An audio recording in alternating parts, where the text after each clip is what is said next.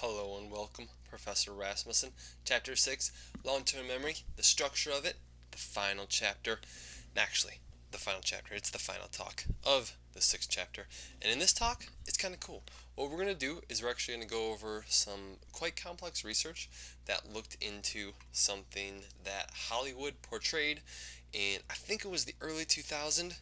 It was, boom, Drew Barrymore's disease called Goldfield syndrome in her wonderful movie with my boy Adam Sandler in 50 First Dates. Now, here's the deal.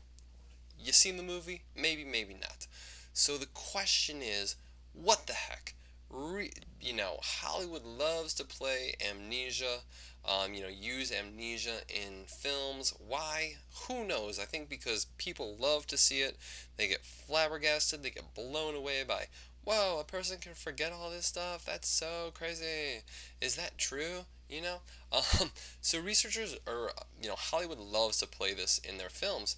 So this is Lucy, okay? And we're actually going to talk about the potential validity of her syndrome, Goldfield syndrome. All right, so Lucy essentially, here. Okay, so if you really want to watch the movie because I'm going to give you a little spoiler. It's not going to be a major spoiler. It's like, if you saw any previews for it, you'll totally know what the movie's about. But here we go. Lucy loses her memory, okay? She loses her memory every night. It's up there. So, sorry, I gave you a spoiler right when I plopped this on the scene. But she loses her memory every night, okay? She got into a car accident, and after that car accident, every time she falls asleep, her memory resets to essentially the day that she got into the car accident. So she has anterograde amnesia, but the anterograde amnesia is per day, and her mind resets at night. She never consolidates her memories during the night. So this is called Goldfield syndrome, totally make believe, but we're actually going to look and see if there's actually validity to this. Are there any cases that are similar to this? Because we know that there's cases similar to anterograde amnesia. We know there's cases similar to retrograde amnesia. But how about this one? This one's very peculiar. So, here we go. We actually have a case that researchers have looked at. This individual, her name is going to be FL, and these researchers looked at this individual in published a paper in 2010, and it's called Losing Memories Overnight, a Unique Form of Human Amnesia. So they're going to look at and see if this individual actually, in fact, has something similar to Goldfield syndrome, or, in fact, if this lady who claims to suffer from this Goldfield syndrome, this inability to store information after she falls asleep, is in fact truthful. It's actually published in a pretty prestigious journal for neuropsychology. Neuropsychology, again, is a problem with the brain area, thus resulting in a problem or a deficiency in cognition in some manner or emotions, perception. So this is neuropsychology. Again, very solid, scientific, peer-reviewed source. So here we go. Let's get into this article. You really don't want to pay attention here. It's good that it's recorded because it's complex, but it's quite easy to understand once you get it. Okay, so here's the individual. Okay, first off, very interesting work that the researchers looked at is patient FL. They compared her to control patients and found there were no hippocampal structures. Not no hippocampal structures, but no hippocampal structure differences between the two groups. They also found that the surrounding tissue around the hippocampus, there were no differences either. So, red flags go up. Really, this lady has, some sort of Goldfield syndrome. She doesn't have a problem with the hippocampus or the surrounding tissue. Like, they're exactly the same. So, what's going on here? Well, let's look at the behavioral data. Now, the behavioral data is going to come from a really cool experiment that the researchers implemented. But let's talk about the three different types of groups that the researchers included first. So she's obviously going to be a participant. So patient FL is going to be a participant. The researchers also contain control participants, people who are just unaware. They thought they were participating in a memory task. And then there's individuals who are going to be simulating Goldfield syndrome. So they're going to be told what they should be doing, or what syndrome they should have, and the researchers are going to see how these participants perform. Okay, so essentially, if these individuals perform similar to patient FL, well, then this is evidence to say, oh, okay, this is how we expect them to perform, and this is how she's performing. Okay, great. So the researchers go about this by 2 different days. Okay, there's day 1, and then there's going to be day 2. Okay, and they're going to look at her memory on day 1, and then as well as on day 2. Okay, but they're mainly really interested in the day 2 research. Okay, so let's just think about day 1. All right, so this individual is shown scenes, and then asked later if all the individuals are shown scenes on a computer, and these individuals are then asked later on if they remember the pictures. Okay, so on day 1, everyone should have about the same memory. Even patient FL, okay, should be fine memory. Why is that? Because she only forgets when she falls asleep. So on day 1, everyone should be fine. The patient, FL, the controls, the simulating patients, they all should have fine memory on day 1. Now that's not the kicker. The kicker is day 2, and let me tell you what happens on day 2. There's going to be a little curveball thrown in there, so just hold on, just wait for it, wait for it, wait for it.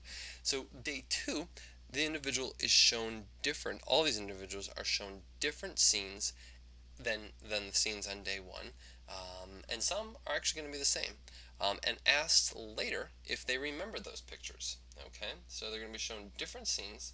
All right, so they're shown different scenes, and then they're going to be asked later on if they remember those pictures. Now here's the little catch. Some of these scenes shown, these scenes from day 1 and day 2. So they're going to be shown scenes from day 1 and day 2 sometimes.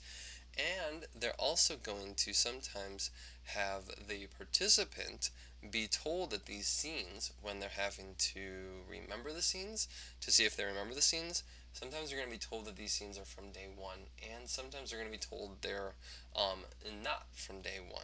Okay, so they're not going to be told that the scenes were from day 1. So this is going to be covert. So they're going to show them scenes from day 1, but they're not going to tell them that they were from day 1.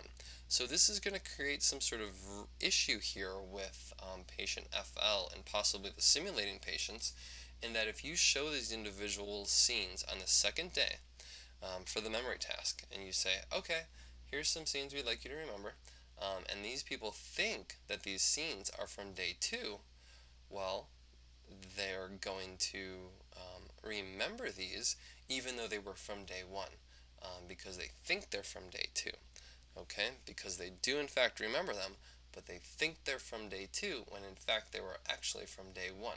So they're remembering them correctly, but they shouldn't be, because their memory should have forgotten the scenes because they were actually from day 1. Okay, replay that if you need to. Replay that 1,000 times over if you need to. But I said it correctly, so there you have it. So let's actually look at the data now. Okay, so what we're looking at here is FL, the controls, as well as the people who simulate. Now, 1, multiple, 1, multiple, 1, multiple on the x-axis, that is shown one time, multiple times, and you're going to see a little bit difference there. The discriminatability, this is the D prime. What this is going to look at is essentially how well an individual is at detecting and being able to determine that the object was in fact shown. So the white is going to be these objects were going to be shown on the same day. The gray and then the black and the black are the next day, but the black is like the covert, the being tricked. Okay, so what should you see if FL can remember information on the same day? Well, that should be high, and lo and behold, it will be. Okay, because if the object is shown on the same day and she sees it, well, she should be able to remember that object. Okay, that should be high with the controls. It should also be high with the simulating people, the simulating patients, and that makes sense. Again, right? She can do that. Now the next day, though, this is where it's going to get tricky. Now the next day, though, the next day covert versus the next day. The next day, if she knows that this object was shown on the first day, and she was told that it was shown on the first day, even though it's being shown on the second day, she'll probably say, oh, I don't remember this object, because that object was shown on the first day. I don't remember that object, even though she might. Okay. Now, if in fact, now that could happen regardless. Is if patient FL is faking the syndrome or having a real syndrome here. Okay. Because if she forgets stuff at night, she definitely won't remember the stuff the next day. However, if the information is from the first day and the information is shown on the second day, but the researchers don't say that the information is from the first day. Now, here's the interesting thing. If she really has the disorder, well, then her next day covert, that's the next day being tricked, that should be very, very low. It should be the same memory as the next day, because her memory reset at night, and she's not going to remember it regardless if they tell her it's from the first day or not, or if they tell her it's from the second day. Whatever they tell her, she won't be able to remember it. Okay? Now, if she's faking the disorder, she more than likely won't be able to remember exactly what day these scenes were all given to her. She'll just remember the scenes. So she'll probably remember those scenes because her memory is intact. It's just she can't keep track the days at which she saw the scene, so she won't be able to tell herself, oh no, that was from the first day. I shouldn't remember that because I'm faking this disorder and I can't remember information from the first day. Again, I said that correctly. Feel free to replay that if you want, but let's look at the data now. So let's look at the one exposure first. And what you see is exactly what I was talking about. So for patient FL, again, the white, that's great. She can remember the stuff on the first day. Same with the controls, same with the simulation. Now the kicker is when you look at the next day, participant, when it's the next day, the participant kind of has an issue in respect to, major issue, in respect to remembering that object. But, so next day that would be an object shown from the first day, and then she's also told that it's from the first day. No, I don't remember it. Likely why? Well, possibly because she is pretending to suffer from this syndrome. The next day, though, when this object is shown on the second day, but it's said it's from the first day, which in fact it is, then this is so tricky to say. When the object from the first day is shown on the second day, and so this is the black box here, so when the object is shown on the first day, but it's told it's from the second day, or it's not told, like at all that it's from the first day, this individual actually remembers the object, that scene. Now that's weird, right? That's the one that's really weird because she shouldn't remember it, because she should reset her memory at night.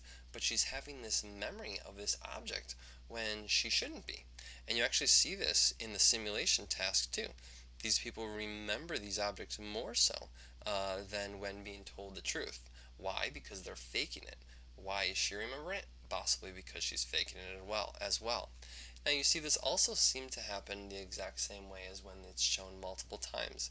Again, when she's told that an object from the first day is, shown at, it's not told whether it's from the first or second day, she actually will remember that object.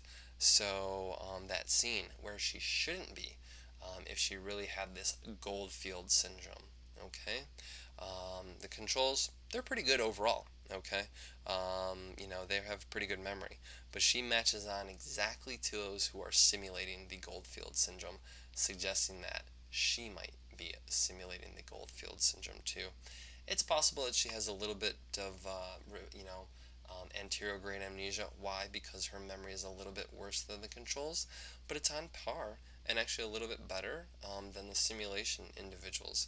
Therefore, it's possible that really nothing is going on. She's just simulating this completely. Now, the paper had come out, I believe, in 2010. It'd be really interesting to see where this individual is at now. I actually might look into this, and I'd love to talk about this in class with you. But overall, it seems as though Goldfield syndrome is a complete hoax for this individual just in general. However, it's cool for Hollywood, and Drew Barrymore pulls it off perfectly. Guys, girls, everyone, thanks for tuning in. I appreciate it, and hopefully this has been helpful in discussing some pieces of a hypothetical syndrome and the actual research behind it.